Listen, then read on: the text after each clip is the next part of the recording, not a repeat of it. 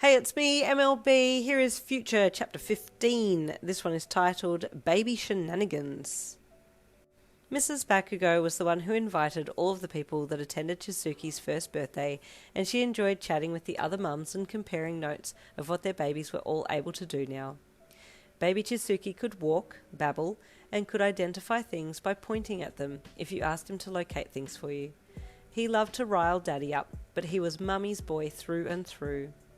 Baby Soshi was trying to walk, but was mostly getting around on all fours. He was a quiet, sweet child that liked to just watch and observe things.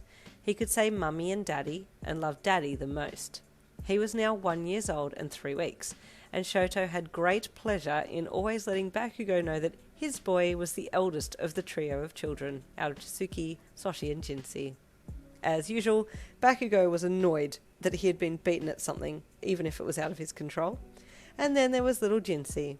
She commanded the attention of the room the minute that she was put down. She was 6 months younger than Chizuki, but that wasn't stopping her from doing her best to keep up. She could commando crawl and was trying to get herself up on all fours, but wasn't quite there yet. She was bubbly, smiley, and had big, beautiful eyes that just drew you in. If you didn't pay her attention when she wanted it, she would squeal and giggle until you looked at her. And trust me, once you looked at her, you were hooked. Kiri watched with pride as Bakugou eyed Ginny on the floor as she pulled herself towards him. He shifted in his seat and he leaned forward to watch her. She looked up at him with those gorgeous giant eyes and smiled a big gummy smile at him. He melted and put a hand out to her, and she took his hand and reached out to him for him to pick her up. He smiled and reached under her arms. Just then, Chizuki, who had been watching from the other side of the room, dropped the toy that he was holding and toddled over. As Bakugou hoisted Ginny up, Chizuki waddled over and bit down sharply on Bakugou's knee. The little man had 2 very sharp front teeth, and Bakugou let out a yell and almost dropped Ginny, who was giggling at Chizuki with his teeth firmly fastened into his daddy's knee. Kaminari lost it, as you well imagined, and was wiping tears of laughter from his eyes as he doubled over. "Fucking beaver with 2 front sharp-ass teeth," Bakugou mumbled as he quickly put Ginny down and pried Chizuki off his knee.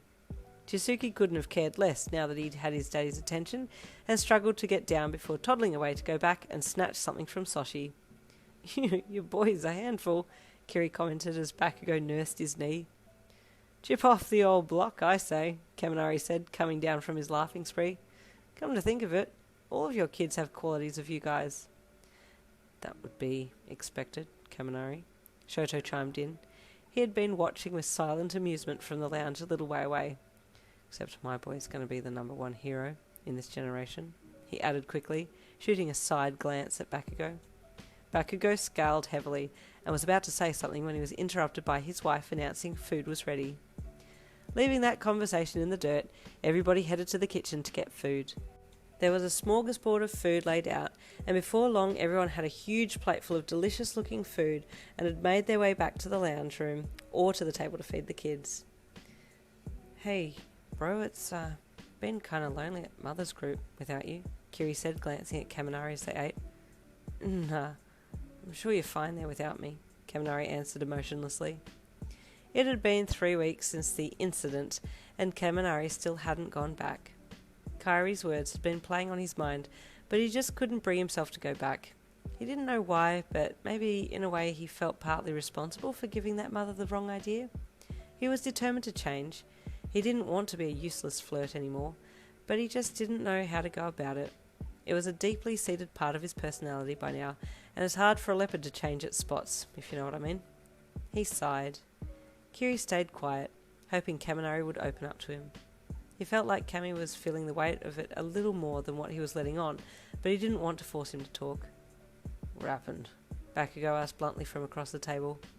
He could tell by the look on Kaminari's face that something had happened that stopped Kaminari from going back to the mother's group with Kiri. Kaminari flinched. I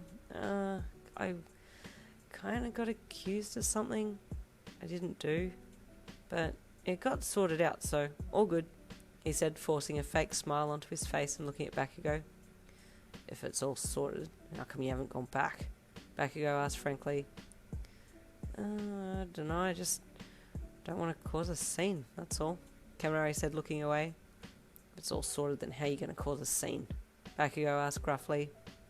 Bakugo, Kiri said sharply, feeling Kaminari's unease at Bakugo's directness. Kaminari avoided answering Bakugo, and there was a heavy mood looming over the table until Ginny giggled from the floor beside Kaminari, and he looked down to see her little face smiling up at him.